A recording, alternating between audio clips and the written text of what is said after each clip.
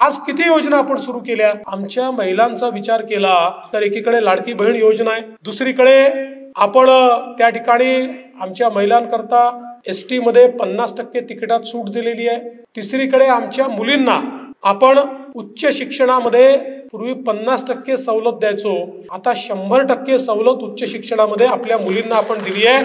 खासगी कॉलेजमध्ये देखील त्यांची फी ही 100% फी आता राज्य सरकारच्या वतीनं आपण त्या ठिकाणी भरणार आहोत. आणि सगळ्या समाजाच्या, असं नाही SC ST OBC सगळ्या समाजाच्या, म्हणजे अगदी ओपन मध्येही ज्यांचं त्या ठिकाणी EWS कॅटेगरीमध्ये इन्कम आहे त्यांचीही फी राज्य सरकारच्या वतीनं आपण भरतो. त्यामुळे जवळजवळ 90-95 नव्हे तर 100% मुली ज्यांना उच्च शिक्षण घ्यायचं आहे त्यांचा बोजा आता त्यांच्या परिवारावर नाहीये, तर त्यांना ते शिक्षण राज्य सरकारच्या माध्यमातून हे घेता येणार आहे.